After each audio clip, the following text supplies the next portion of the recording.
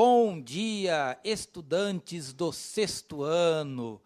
Vocês já sabem, eu sou o professor Carlos Neri, professor de vocês aqui junto com a prof. Janaína. E nesse dia um pouco mais frio, está ótimo para poder estudar história. Então, pegue seu caderno, lápis, caneta, tome um cafezinho quente e se liga aqui nas aulas do Centro de Mídias.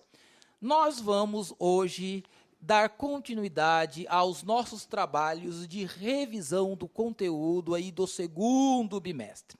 Então, nós teremos como tema hoje a seguinte aula: o Código de Hammurabi e a revisão dos registros da história antiga. A habilidade que estaremos trabalhando com vocês ao longo da aula será distinguir a importância das culturas oral, material e escrita para a transmissão da memória e do conhecimento nas diferentes sociedades antigas, África, Ásia e as Américas. O nosso objetivo será apresentar o Código de Hammurabi e os diferentes tipos de linguagens nas sociedades antigas, como a escrita, a oralidade, as artes e outras formas de comunicação na África, na América e no Oriente Médio. Também identificar e reconhecer a importância da linguagem, sobretudo a tradição oral, que ainda é muito importante na transmissão de saberes e da memória dos povos. Pegou aí? Para ministrar essa aula, todas as quartas-feiras de manhã, será a professora Janaína. Muito bom dia, professora. Bom dia, professor Carlos. Bom dia, sexto ano. Então, para começar, já peguem seus cadernos. Deixei anotado aqui o que vocês vão registrar no caderno, está bem? Como o professor Carlos falou, essa é uma aula de revisão, então é um tema que vocês já conhecem e por isso será uma aula um pouco mais fácil, porque vocês já têm bastante domínio desse assunto. Então já coloquem aí no caderno, aula de revisão. O que nós veremos? Registros, que são as formas de registro ao longo da história, e também Código de Hammurabi. Hammurabi, não é, professor Carlos? Isso. Depois nós vamos explicar por que esse H tem som de R. Perfeito. Bom, mas antes de começarmos a nossa aula, já vou deixar aqui para vocês irem copiando, que eu sei que o sexto ano às vezes demora um pouquinho mais para copiar. Então, antes de começar a aula, eu vou colocar uma tela para vocês, que é uma novidade. Olha que legal. Vou colocar na tela. Agora, você pode dizer o que achou das suas aulas. Você pode usar o QR Code ou entrar pelo link no final de cada aula e deixar sua avaliação e seus comentários. Então, sexto ano, ao final da aula, eu vou deixar um QR Code, vocês vão entrar nesse QR Code para avaliar nossa aula e vocês vão dizer o que vocês acharam. Está bem? Vamos lá? E, para começar a nossa aula, como é uma aula de revisão, nós faremos o seguinte. Vamos relembrar. E qual período da história nós estamos? História antiga. Sexto ano estuda a história antiga. Mas o que nós estamos estudando da história antiga? A formação desses povos. Hoje, nós vamos ver as formas de registros. O que esses povos deixaram para nós? Como que nós estudamos? Como que nós conhecemos esses povos, não é, professor Carlos? Sim, de que maneira a memória desses povos chegou até nós? Só a escrita configura uma fonte histórica ou nós temos outras fontes? Nós temos também as pinturas rupestres, que foram deixadas por esses povos, onde eles registraram o seu cotidiano, e que hoje pertence a um sítio histórico, ou seja, um lugar preservado para que aqueles que gostam de história possam visitar e estudar e também conhecer aí um pouco da memória desses povos. Perfeito. Então, vamos falar sobre os registros, que é o que vocês anotaram aqui, ó, registros da história. Vamos começar a história assim, ó.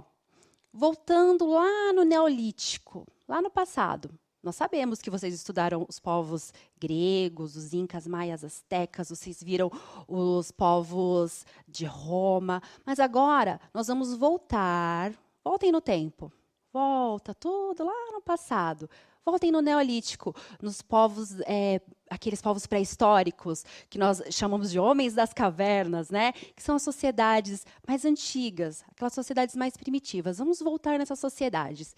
Então, imagine que você é um homem da caverna. Nós chamamos de homem da caverna porque é assim que a gente conhece, mas eles eram hominídeos, né? Existem uma forma correta de chamá-los. Mas vamos chamá-los de homens das cavernas. Lembra daquele desenho Os Crudes? Lembra dos Crudes? Então, é desse período que eu estou falando. Então, quando vocês pensarem aí na pré-história, lembra do desenho Os Crudes, tá bem? Então, lá na pré-história, esses povos começaram a se juntar. E tinha um povo que era nômade. Um não, vários. Vocês lembram o que é nômade? Lembra o que é nômade, professor Carlos? Sim, claro que eu lembro. Agora vamos ver se os nossos estudantes se eles estão lembram, lembrados. Né? Foi só uma pegadinha, professor.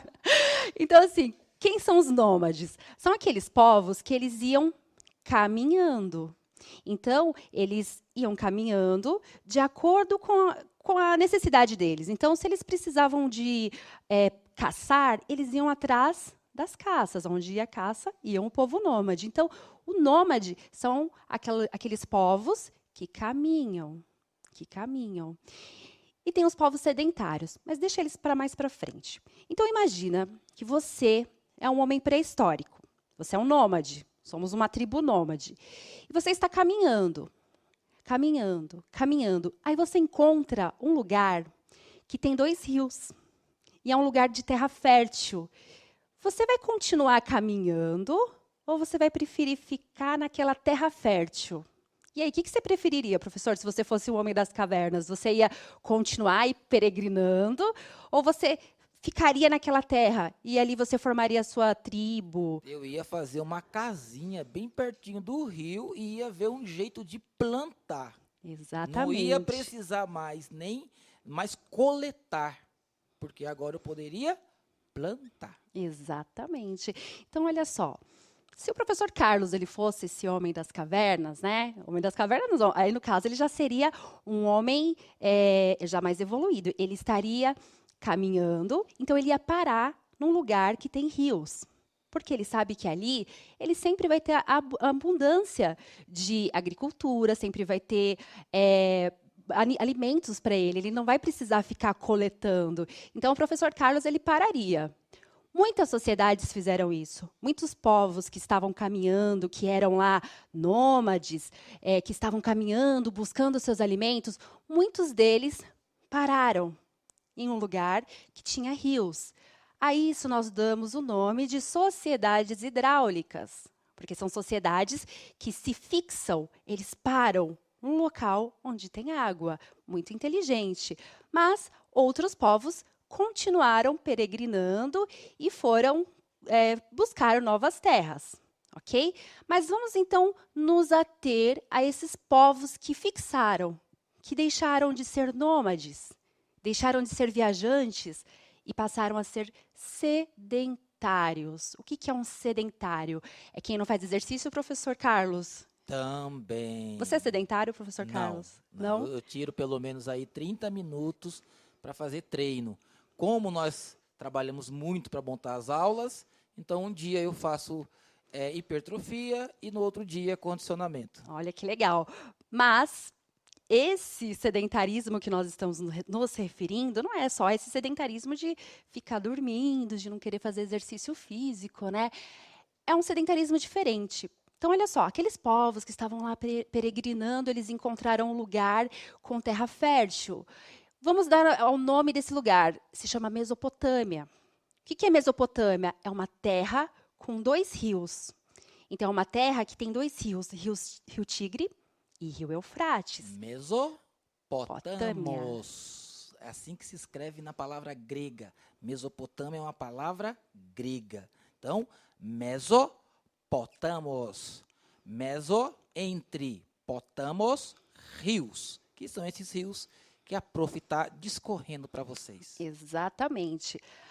Bom, essas sociedades pararam, fixaram morada, e aí eles se tornaram sedentários. Não é porque eles eram preguiçosos e não faziam atividade física, não. É porque eles fixaram morada. Eles pararam de peregrinar pelo mundo, eles ficaram ali. E ali eles começaram a constituir uma civilização. Então, eles começaram a fazer como o professor Carlos disse que faria, se ele fosse um homem da antiguidade. Eles começaram a fazer casas. E na casa tem uma estrutura familiar. E a casa, ela precisa de suporte, ela precisa de um lugar onde você vai comprar o seu alimento. Então, começa um sistema de comércio. Porque na sua casinha, você consegue até ali, dentro do seu terreninho, você consegue plantar algumas culturas, né? Mas você não consegue ter tudo plantado, você não vai ter tudo que você precisa dentro ali da sua terra. Então, começam a ter o comércio. As pessoas começam a comercializar e elas começam a ter alguns problemas. Por quê? Agora nós temos um sistema, né, uma sociedade que está crescendo, crescendo. Temos comércio. Onde tem comércio, tem alguém ganhando e alguém perdendo. Onde tem comércio, você vai ter uma elite que vende muito, tem muito poder, e você terá uma base da sociedade que precisa daquele produto e vai ficar atrás. E aí nós começamos, aquela sociedade ela começa a ter alguns conflitos, porque começou a juntar muita gente, as pessoas começam a brigar, e aí como que faz? Eu vou lá e furo o teu olho, professor Carlos. E aí, como é que a gente E aí, eu faz? vou lá e furo o teu... E assim, isso de furar o olho, gente, é muito sério. Eles furavam o olho. Era uma coisa assim que eles faziam mesmo. Tô com raiva, não tô afim de ter amizade com você, não fui com a tua cara, você me vendeu alguma coisa muito caro, eu vou furar teu olho. Isso acontecia. Como que nós vamos resolver esses problemas? E agora? O que que a gente faz? Quem poderá nos defender?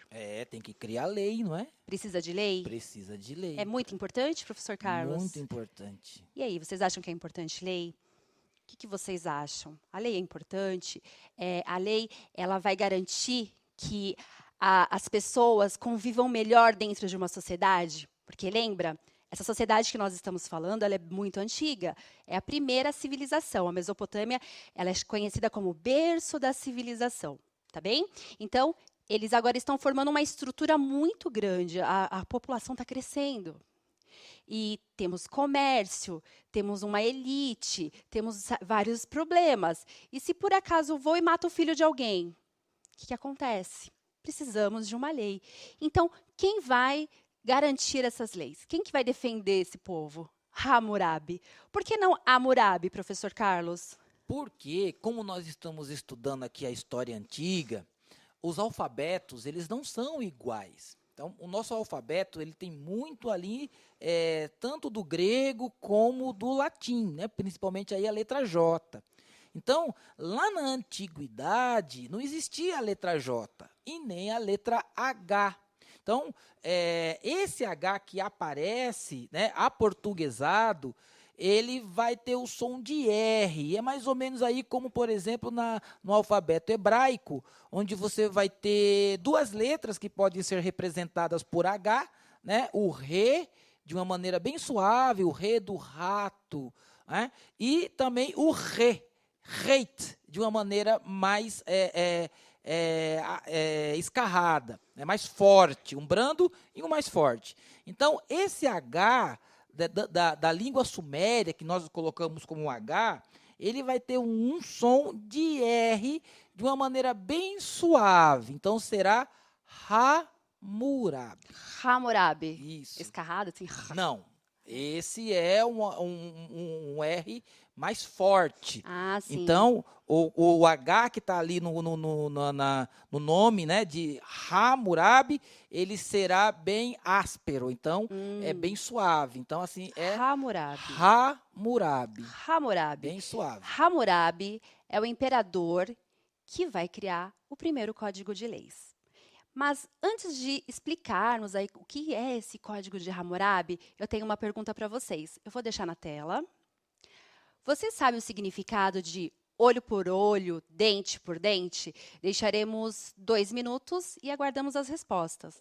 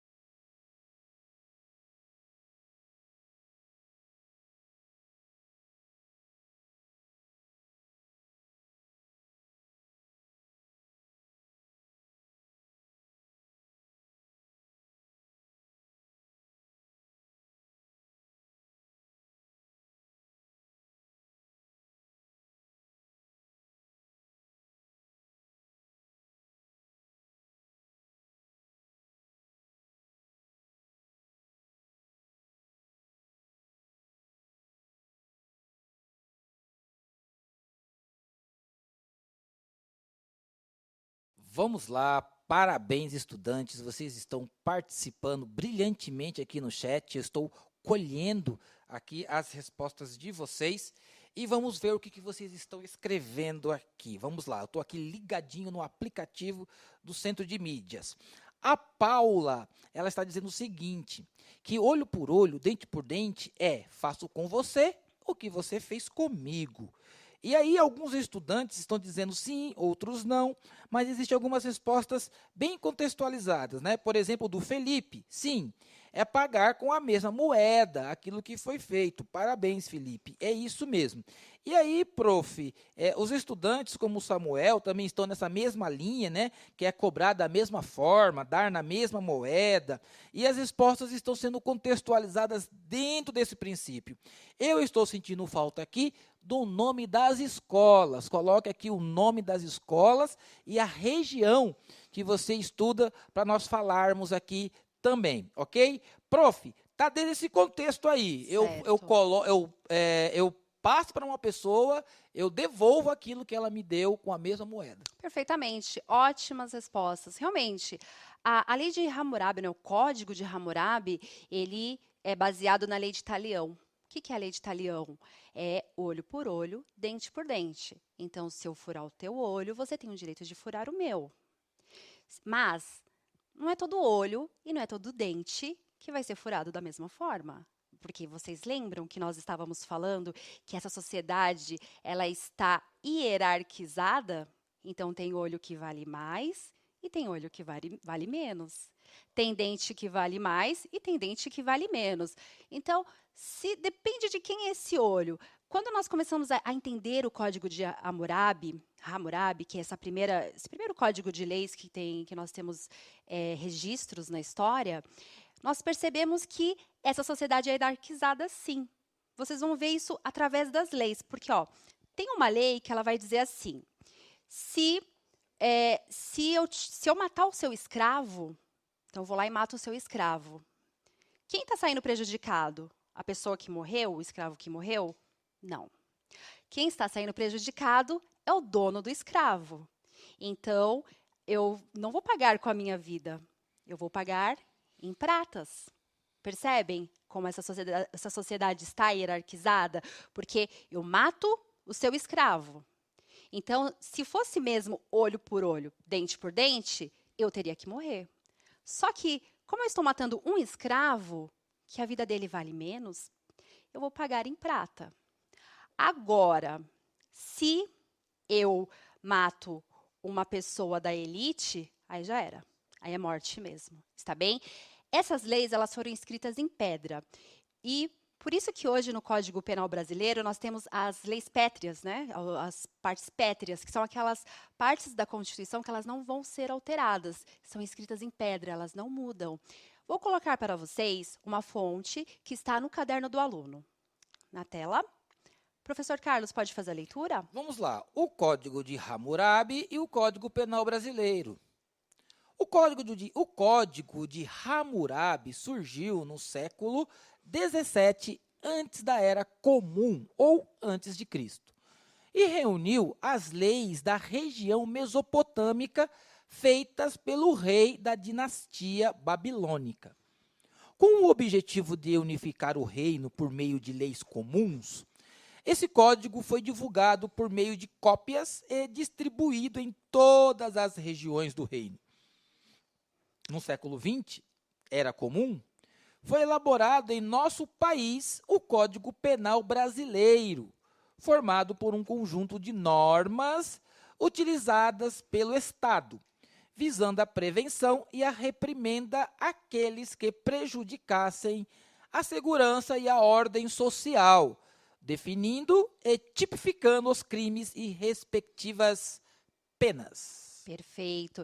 Então, o Código de Hammurabi, ele foi criado pelo imperador Hammurabi, e esse imperador, o que ele fez? Ele compilou o quê? Ele ajuntou uma série de normas que que foram estabelecidas dentro da Mesopotâmia. Lembrem-se que a Mesopotâmia é um lugar onde vários povos foram chegando e perceberam que era um lugar bom de ficar e ali ficaram. Então, cada povo tinha uma tradição, tinha um jeito diferente de ser e cada povo tinha um jeito de resolver os seus problemas. O Código de Hammurabi, ele é um compilado disso tudo.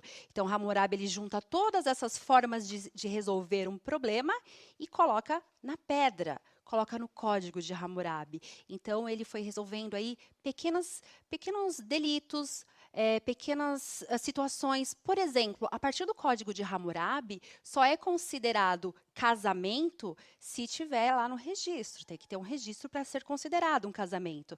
Mas tem alguns pontos do Código de Hammurabi que eles são bem interessantes. Por exemplo, se eu sou o construtor de uma casa e eu vou construir a casa para o professor Carlos. Está bem, professor Carlos? Está bem. E aí eu vou e construo uma casa para você. A casa cai e mata o seu filho. Hum. O que a lei vai dizer?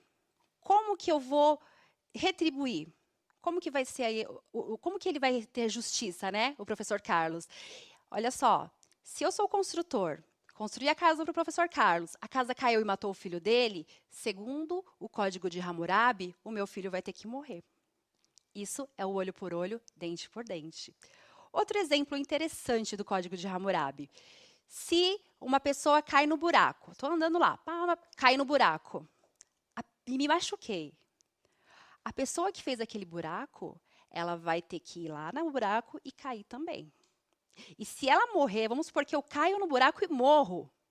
Aquela pessoa que fez o buraco vai ter que cair no buraco e morrer também. Isso está escrito no Código de Hammurabi. Vou falar mais uma informação importante aí do Código de Hammurabi. Se uma mulher ela se casa com um homem, aí ela não gostou muito da relação, ela não quer mais ficar naquela relação. Aí ela se separa. O que acontece com ela? Terá as mãos cortadas. Aliás, mãos cortadas não. Ela vai ser afogada. Porque mão cortada é pouco, ela merece ser afogada, segundo o Código de Hammurabi. Mais um texto na tela para vocês. Por gentileza, professor Carlos. Os artigos do Código de Hammurabi descreviam casos que serviam como modelos a serem aplicados em questões semelhantes. Para limitar as penas, o Código anotou o princípio de talião, sinônimo de retaliação. Por esse princípio, a pena não seria uma vingança desmedida, mas proporcional à ofensa cometida pelo criminoso. Assim, olho por olho, dente por dente. Perfeito. Um outro exemplo aqui desse Código Penal que é tão interessante, porque, olha só, pessoal, às vezes os estudantes falam assim, para que eu vou estudar história? Né? Onde eu vou usar a história na minha vida prática?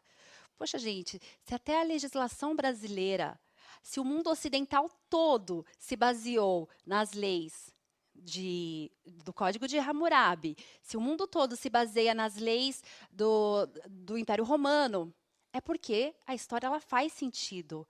Então, se a própria legislação, a forma como nós vivemos, foi influenciada por esses povos, então a história ela é muito importante. E aí você tem uma evolução, prof, do conjunto de leis. As leis elas vão evoluindo conforme as sociedades vão se transformando e conforme novas demandas vão surgindo.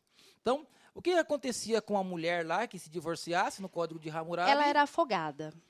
Já na Hatorá, né, na lei de Moisés, de Moshe, uma mulher, né, um homem que se divorciasse de uma mulher, porque a mulher não poderia se divorciar, existia todo um processo social para haver o casamento, mas se houvesse o divórcio, o homem já deveria dar uma carta para a mulher. Porque aí, na sociedade, tinha como ela provar que ela foi rejeitada, né, que houve o divórcio. Isso a protegeria na sociedade. Então, nós temos uma evolução no princípio de leis. E hoje nós temos o quê? A Constituição Brasileira, né, de 1988, e diversas outras leis, Estatuto das Cidades, códigos éticos, lei que protege o consumidor, então, o trabalhador. Então, nós temos um conjunto de leis hoje, mas as leis elas foram criadas lá nesse tempo remoto que nós estamos estudando. Por isso que nós precisamos estudar a história. Exatamente. E analisando a lei, nós conseguimos perceber como era aquela sociedade.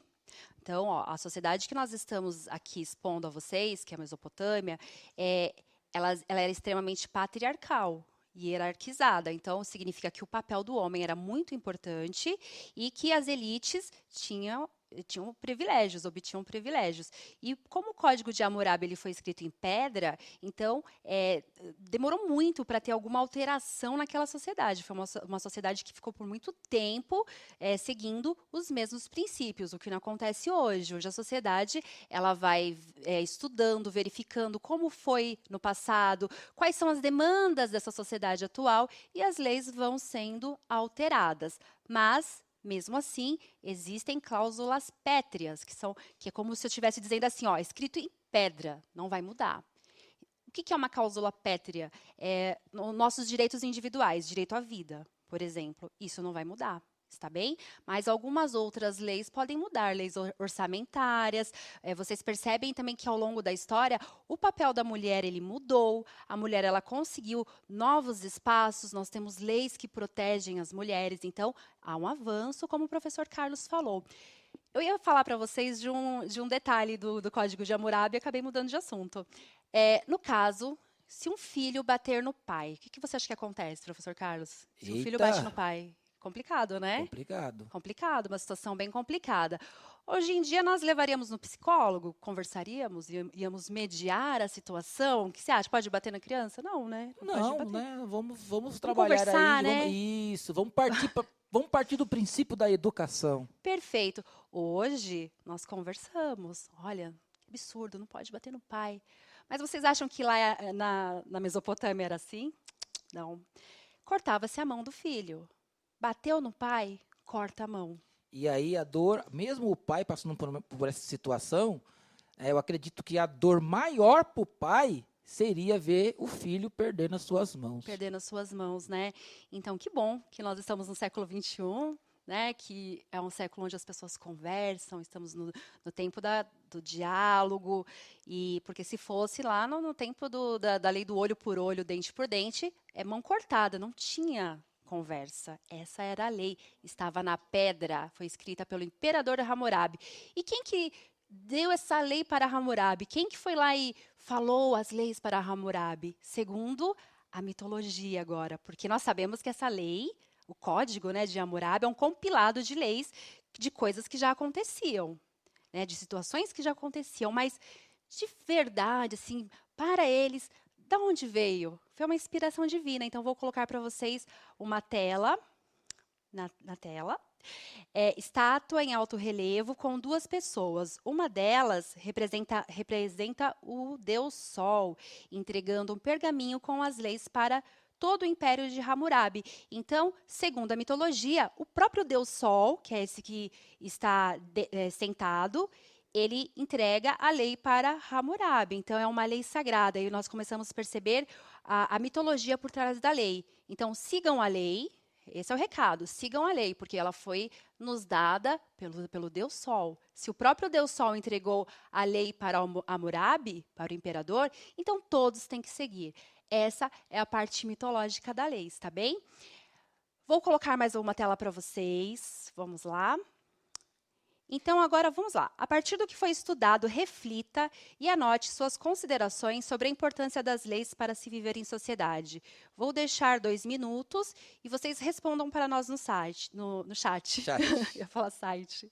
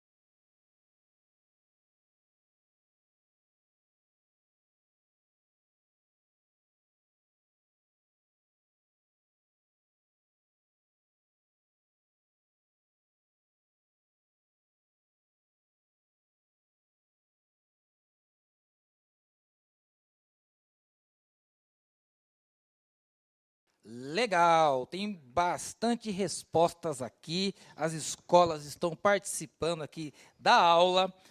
O Luan, professora Janaína, está dizendo assim que ele não gostou das leis de Hammurabi, muito pesado, né, É. o Luan, você está certo, né? O Vitor dizendo aqui que é da escola Júlia Lopes de Almeida. Vitor, parabéns aí e preste bem atenção na aula.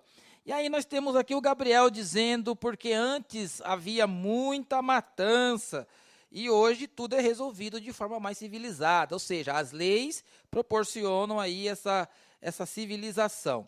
Então, a Kimberly também está dizendo que as leis são muito importantes. Vamos ver o que mais tem de respostas aqui. O Gustavo está falando que é importante obedecer todas as leis que são propostas, isso mesmo. E aí, mais respostas aqui. Nós temos aqui mais respostas. A Isabelle, da Escola Josefa Marinha de Oliveira, está dizendo que as leis, elas são muito importantes. Isso mesmo, tem bastante respostas aqui, eu estou aqui acompanhando. Parabéns. Que legal, né? Excelentes respostas, é isso mesmo. As leis, elas são importantes. Algumas leis nós não temos assim como controlar, no caso do Código de Hammurabi, eles não tinham como controlar. Foi escrito em pedra e tinha que ser seguido. Como nossos alunos são muito protagonistas, eles sempre participam muito das nossas aulas, tanto no chat respondendo, quanto entregando atividades para nós, eu vou colocar para vocês agora a participação de alguns estudantes que são muito protagonistas e enviaram alguns trabalhos para nós, está bem? Então, vamos começar com a estudante Sofia Zampieri Simões, do 6º ano B, da Escola Estadual de Ensino Integral Ana Siqueira. É uma atividade que ela fez com o professor de História, Osíris. Vamos lá? Oi, meu nome é Sofia, eu sou do 6º ano B da Escola Ana Siqueira e hoje eu vim apresentar um trabalho da escrita cuneiforme do professor Osíris de História. A escrita cuneiforme é uma escrita usada pelos povos antigos. Na época, era considerada uma escrita muito difícil, por conta de ter mais de 2.000 sinais e desenhos. Usada na região da Mesopotâmia, onde é o povoado do Oriente Médio. Muito obrigada, Sofia. Agora, mais um estudante participando da nossa aula. Vou colocar na tela para vocês. O estudante Pedro Gabriel Santana dos Santos, do 6º ano A, a atividade que ele realizou com a professora Maria Aparecida. Vamos lá? Olá, hoje eu vim trazer uma atividade que foi sugerida no Centro de Mídias e que a professora Maria Aparecida pediu também para mim fazer e eu quis fazer. Essa é a minha historinha em quadrinhos, que é a Conhecendo os Deuses da Grécia. Aqui, em primeiro lugar, eu estou mostrando onde era um lugar onde eles lutavam, que eram gladiadores, deuses que eram falsos. E aqui está escrito, isso aí, e acaba com eles, ele venceu. Aqui, esse é o templo de Ártemis, onde ficavam os deuses mais importantes. E aqui eu começo apresentando os deuses. Zeus, deus do raio. Ele protegia o céu dos impostores. E aqui é o Poseidon. Ele protegia o mar dos impostores. Aqui é a Afrodite, a deusa das ondas. Ela protegia as ondas e ajudava. Essa é a Hera, a deusa da proteção feminina e do casamento. E esse é um guarda especial que protegia os deuses. Existiam guardas especiais e guardas comuns para proteger a aldeia e das guerras. E essa foi a minha historinha, em quadrinhos. Muito obrigada. E agora mais uma atividade para vocês na tela, da nossa querida aluna. Essa estudante, ela me procurou lá no hashtag Eu no CMSP, a aluna Júlia Cristina Fernandes Campos, no 6º ano A, professor Freud, da Escola Estadual Savino Campigli. Ela é de Sumaré, a Júlia, e ela me procurou lá no hashtag Eu no CMSP para mostrar a atividade dela. Muito bem, excelente atividade, parabéns pelo protagonismo de todos vocês, estudantes. Nós sabemos que são tempos difíceis, né? Todos nós tivemos que reaprender, não só os professores, como os alunos. Nós, professores do Centro de Mídias, também estamos todos os dias aprendendo e as famílias também estão aprendendo, né? É um novo tempo. tempo, nós estamos fazendo aí uma nova escola, uma nova forma, né? E não estávamos todos preparados, afinal de contas, começamos todo esse processo por conta da pandemia, desse momento histórico que estamos vivendo. Lembrando o sexto ano, que lá no segundo semestre, no primeiro bimestre, eu pedi para vocês fazerem uma fonte escrita. Lembram disso? Ainda pedi assim, façam um diário e anotem o que vocês estão vivenciando nesse período de pandemia. Como vocês estão se relacionando com os amigos? Tem uma diferença? Às vezes você percebe que você está conversando mais com seus amigos e você está conversando mais com a sua família. Como está sendo estudar para vocês? Estudar pelo centro de mídias é muito difícil, os professores passam muita atividade, às vezes na escola. Conta isso, escreve num diário. Daqui uns 10 anos a gente vai começar a reler esses diários. Imagina, né? Os relatos desse momento tão diferente, tão marcante na nossa história. Serão registros históricos, né? É verdade, serão registros históricos. E vou deixar para vocês na tela agora o QR Code que eu falei no começo da aula. Lembram que eu falei no começo da aula? Então, vocês podem acessar esse QR Code e vocês vão falar sobre a aula, né? Vocês vão avaliar a nossa aula, está bem? Bom, agradeço a aula de hoje. Foi uma aula de revisão. Eu fico muito feliz por terminarmos o segundo bimestre de uma forma tão legal, assim, tão divertida, que foi falando desse tema. Muito obrigada, professor Carlos, aí, pela parceria nesse segundo bimestre. Foi muito legal trabalhar com o professor também. Vamos lá e vamos continuar nesse barco, ok? Até a próxima aula. Até a próxima, sexto ano.